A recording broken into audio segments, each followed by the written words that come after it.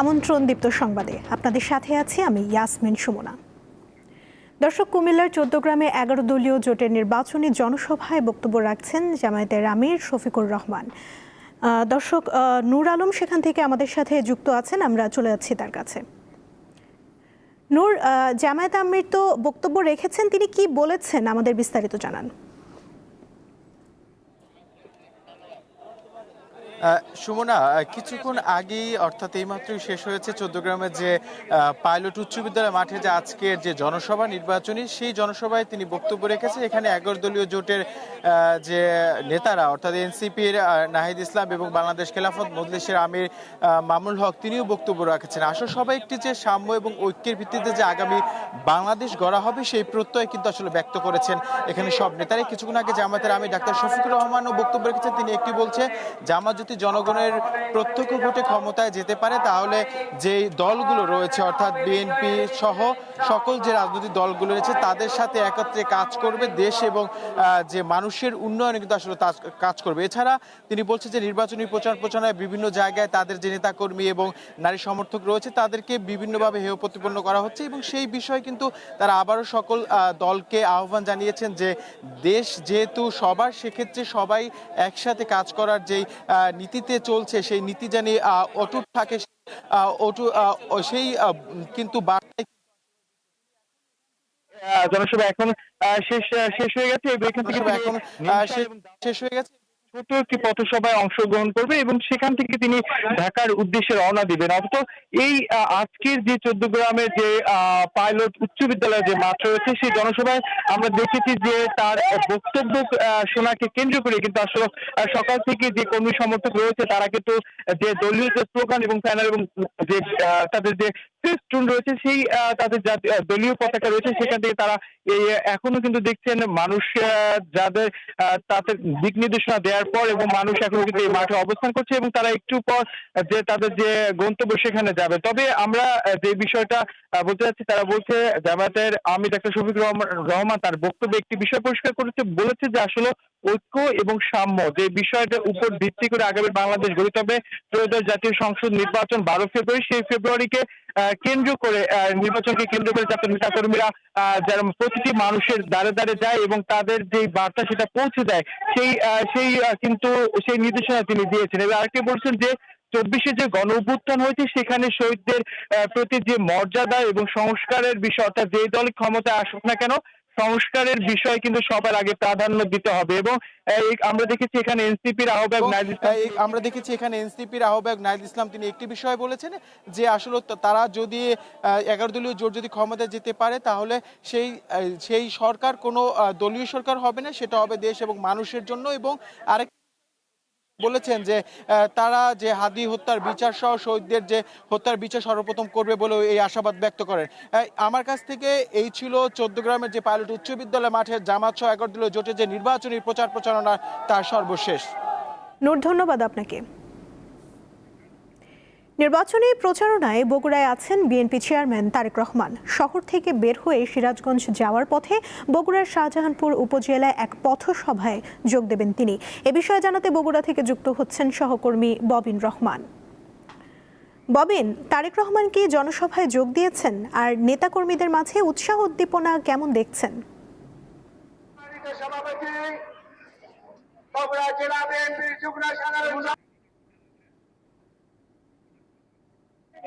তিনটি সভা করেছেন বিএনপি এই জনসভায় এই মুহূর্তে হোটেল, সেই হোটেলটিতে তিনি এই মুহূর্তে সেই হোটেলটিতে বগুড়ার যে আসলে তিনি বগুড়ার ৬ আসনে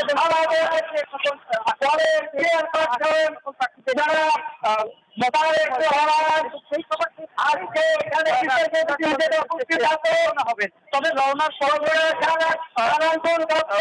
বের হয়ে বগুড়ার শাহজাহানপুর এবং উপজেলার সড়ক করবেন এবং এর মধ্যে সবাই গতকাল সময় কিন্তু আমরা এখানে আরো উপস্থিত আছে পথসভায়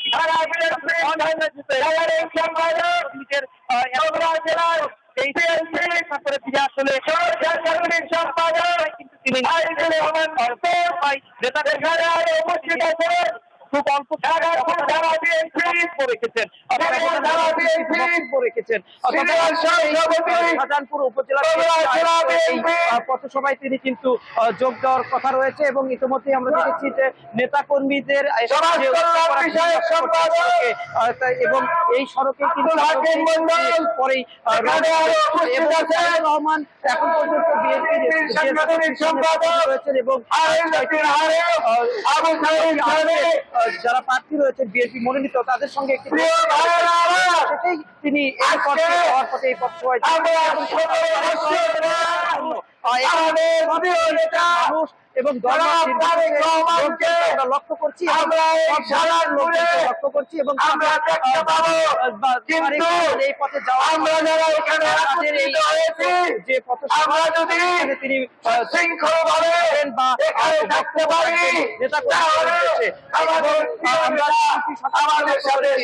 শুধু এই শাহজাহানপুর নয় শেরপুরেও কিন্তু বক্তব্য রাখার কথা রয়েছে তার কাছে তারেক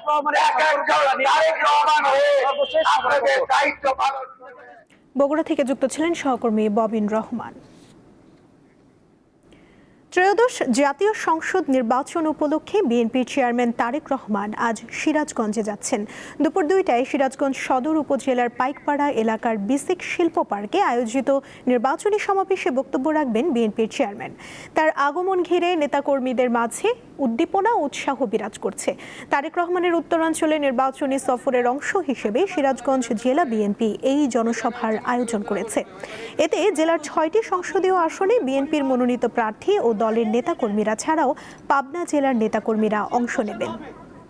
নারায়ণগঞ্জ 1 আসন রূপগঞ্জের কাঞ্চনে বিএনপি প্রার্থী মোস্তাফিজুর রহমান দীপু ভূঁইয়ার নির্বাচনী কর্মসূচিতে নাম দেয়াকে কেন্দ্র করে এক স্বেচ্ছাসেবক দলের নেতা আহত হয়েছেন 3 জন।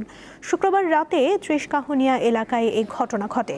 স্থানীয়রা জানান, কাঞ্চন পৌরসভার 9 নম্বর ওয়ার্ড বিএনপির কার্যালয়ে ওয়ার্ড বিএনপি ও অঙ্গ সংগঠনের নেতাকর্মীরা আলোচনায় বসেন। এ সময় তালিকায় নাম আগে পরে দেয়াকে কেন্দ্র করে ওয়ার্ড স্বেচ্ছাসেবক দলের সভাপতি সবুজের সাথে যুবদল কর্মী রাজীবের কথা কাটাকাটি হয়। এক পর্যায়ে রাজীব ও তার সহযোগী হাসান সহ কয়েকজন উত্তেজিত হয়ে স্বেচ্ছাসেবক দলের সভাপতি সবুজ সহ সিনিয়র সহসভাপতি আজহারকে মারধর করে। এক পর্যায়ে আজহারকে হাসপাতালে নেওয়া হলে চিকিৎসক তাকে মৃত ঘোষণা করেন। পুলিশ জানায়, নিহতের মরদেহ ময়নাতদন্তের জন্য পাঠানো হয়েছে। এ ঘটনায় আইনগত ব্যবস্থা প্রক্রিয়াধীন রয়েছে। নওগাঁর মহাদেবপুরে ড্রাম ট্রাকের চাপায় 5 জন নিহত হয়েছেন। ভোরে মহাদেবপুরের পাটকাটি এলাকায় এই দুর্ঘটনা ঘটে। ফায়ার সার্ভিস জানায়, ড্রাম ট্রাকটি মহাদেবপুর থেকে পত্নীতলার দিকে যাচ্ছিল। পথে ট্রাকটি নিয়ন্ত্রণ হারিয়ে একটি ভ্যানকে চাপা দেয়। এতে ঘটনাস্থলেই 2 জন নিহত হয়। গুরুতর আহত অবস্থায় 3 জনকে উদ্ধার করে হাসপাতালে নেওয়া হলে সেখানে চিকিৎসাধীন অবস্থায় মারা যায় 3 জন। ঢাকায় কনকা গ্রি ও হাইকো ইলেকট্রনিক্স ব্র্যান্ডের পার্টনার্স মিট 2026 অনুষ্ঠিত হয়েছে। সম্প্রতি রাজধানীর একটি হোটেলে আয়োজিত এই সম্মেলনে দেশের বিভিন্ন অঞ্চল থেকে 1000-এর বেশি চ্যানেল পার্টনার ও সহযোগী অংশ নেন। পার্টনারদের সঙ্গে ব্যবসায়িক সম্পর্ক জোরদার করা এবং নতুন পরিকল্পনা তুলে ধরাই ছিল আয়োজনের মূল লক্ষ্য। সম্মেলনে অংশগ্রহণকারী ব্যবসায়ীরা তাদের অভিজ্ঞতা বিনিময় করেন এবং ইলেকট্রনিক্স বাজারে শীর্ষস্থান অর্জনের বিষয়ে আশাবাদ ব্যক্ত করেন। অনুষ্ঠানের শেষ পর্যায়ে 2025 সালের সাফল্যের ভিত্তিতে সেরা পার্টনারদের সম্মাননা ও ক্রেস্ট প্রদান করা হয়। সুপার বোর্ডের উদ্যোগে অনুষ্ঠিত হলো সুপার বোর্ড পার্টনার্স ফেস্টিভ্যাল 2026। প্রথমবারের মতো থাইল্যান্ডে 15 থেকে 19 জানুয়ারি 2026 পর্যন্ত আয়োজিত এই পার্টনার্স মিটে প্রায় 200 জন ব্যবসায়িক পার্টনার অংশ নেন। বর্ণাঢ্য এই আয়োজনে কোরাল আইল্যান্ড ভ্রমণ, parasailing, scuba diving, Pattaya beach ভ্রমণ, আন্তর্জাতিক রিভার ক্রুজ, সাফারি ও মেরিন ওয়ার্ল্ড ট্যুরের পাশাপাশি ব্যাংককের অ্যাম্বাসেডর হোটেলের কনফারেন্স হলে বিজনেস সেশন অনুষ্ঠিত হয়। ফেস্টিভ্যালের সমাপনী দিনে গত বছরের সেলস প্রমোশনাল প্রোগ্রামের রিওয়ার্ড হস্তান্তর অনুষ্ঠানের মাধ্যমে অংশীদারদের অবদানকে সম্মান জানানো হয়। গ্লাস ক্লিনার ব্র্যান্ড মিস্টার ব্রাশও আনুষ্ঠানিকভাবে কলিন নামে যাত্রা শুরু করেছে। আধুনিক ও প্রিমিয়াম গ্লাস ও মাল্টি সারফেস ক্লিনার ব্র্যান্ডটি চলতি জানুয়ারি থেকে কলিনের নতুন ও উন্নত ফর্মুলেশনে বাজারে পাওয়া যাচ্ছে। অভিনেত্রী ও মডেল সাবিলা নূরকে কলিনের ব্র্যান্ড অ্যাম্বাসেডর ঘোষণা করা হয়েছে। নতুন পরিচয় কলিন ব্র্যান্ডটি এখন আধুনিকতা, উন্নত কার্যকারিতা এবং ভোক্তার সঙ্গে আরও গভীর সংযোগ তৈরির লক্ষ্য নিয়ে এগিয়ে যেতে চায় বলে জানিয়েছেন সংশ্লিষ্টরা।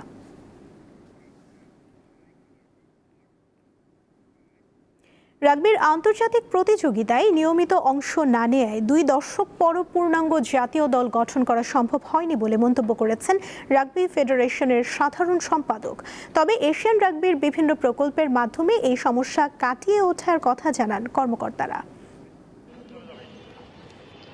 শেষ কবে রাগবি জাতীয় দল মাঠে নেমেছিল এমন প্রশ্নের উত্তর খুঁজতে যে কেউই সাহায্য চাইবেন গুগল সার্চ ইঞ্জিনে, কিন্তু ক্রিকেট কিংবা ফুটবলের ক্ষেত্রে তেমনটা একেবারেই বেমানান। কারণটাও স্বাভাবিক, দেশের রাগবি নিয়ে তেমন কোনো খোঁজ খবর রাখেন না কেউই। অথচ 2006 সাল থেকে এই খেলাটি বাংলাদেশে প্রচলিত হয়ে উঠেছে ঠিক, কিন্তু 20 বছরেও পুরোপুরি গড়ে ওঠেনি নিয়মিত জাতীয় দল। আর্মির অনেক প্লেয়ারগুলি আমরা হারিয়ে ফেলছি, কিছু কিছু এইজেড হয়ে গেছে, আর অনেক প্লেয়াররা দেখা গেছে আর্মিরা নিজেরা ছাঁটাই করে দিয়েছে, বিকজ পাস্ট কোনো ইন্টারন্যাশনাল ইভেন্ট ছিল না। ওদের আগে নাকি 40 জন প্লেয়ার ছিল আর্মিতে এবং বিভিন্ন বেইজে ওদের প্লেয়ার ছিল। এখন টোটাল আমরা 22 জন প্লেয়ার পাচ্ছি, এমনিতে 18 জন হচ্ছে নিয়মিত প্লেয়ার, বাকি আপনি 4 জনকে আপনার রিইনস্টেট করা হয়েছে ফ্রম ডিফারেন্ট ডিসিপ্লিন থেকে। পুরুষ দলের পাশাপাশি নারী দল তৈরির বিষয়ে কাজ করে যাচ্ছেন ফেডারেশনের নীতি নির্ধারকরা। দেশের বিভিন্ন জেলার ট্যালেন্ট হান্টের মাধ্যমে গঠন করা হচ্ছে দল। আমাদের মেয়েদের national team is very ready for their official debut. So আমাদের আগে যেসব প্লেয়াররা ছিল, গত কমিটি 2-2.5 বছর দেশের পরিস্থিতির জন্য ওনারা কোনো গেম ডেভেলপমেন্ট কোনো কিছু করতে পারে নাই, বাট আমরা ওইটা ওনাদের থেকে নিয়ে আমরা ওইটাকে এখন সুন্দরভাবে করে একটা ফিনিশিং ইয়েতে আসছি। আমাদের স্কোয়াড ইজ 99% রেডি করে আমরা খুব শীঘ্রই আমাদের মেয়ে টিমকে আবার রিলঞ্চ করব। গেল সপ্তাহে এশিয়ান রাগবির আওতায় ঢাকায় আয়োজিত হয়েছে try together school rugby tournament. মূল উদ্দেশ্য পাইপলাইন তৈরি, কিন্তু মাঠের সমস্যা বেশ ভোগায় ফেডারেশন কর্তাদের। দায়িত্ব পাওয়ার পর গেল 8 মাসে মাঠের খেলায় সাফল্য আসলো ভেন্যু সংকটে তারা। নভেম্বর ডিসেম্বরে আমরা স্টেডিয়ামটা অ্যাভেলেবল পাবো। বাবুদের সাথে আমাদের কথা হয়েছে, আমাদের কি বলে এনএসসিতে কথা হয়েছে। ওই সময় আমরা একটা রাগবি সেভেন্স করতে চাচ্ছি। যদি সক্ষম রাগবি সেভেন্স মানে আপনার 7টা 8টা 10টা টিম আসবে এবং এটা হলো বিভিন্ন ইন্টারন্যাশনাল টিম নিয়ে একটা টুর্নামেন্ট হোস্ট করতে চাচ্ছি ওখানে। তো ওইটার জন্য আসলে 1 বছরের এই প্রিপারেশনটা সব কিছু মিলে যেন আমরা একটা স্ট্রং টিম করতে পারি। খালি টিম আসলে তো হবে না, গেলে তো হবে না, টিম তো জিততে হবে। আমরা এই জন্য স্কুল, ইউনিভার্সিটি, ক্লাবগুলি ডেভেলপ করার জন্য এই সময়টা নিচ্ছি। তারপরও থেমে থাকতে চান না বর্তমান কমিটির কর্তারা। ঘরোয়া টুর্নামেন্ট আয়োজনের পাশাপাশি দেশের বাইরেও বিভিন্ন প্রতিযোগিতায় অংশ নিতে চান তারা। মোহাম্মদ হাসিব, দীপ্ত স্পোর্টস, ঢাকা। এই ছিল এখনকার মতো। এরপর দীপ্ত আন্তর্জাতিক সংবাদ দেখার আমন্ত্রণ জানিয়ে শেষ করছি। ধন্যবাদ সবাইকে।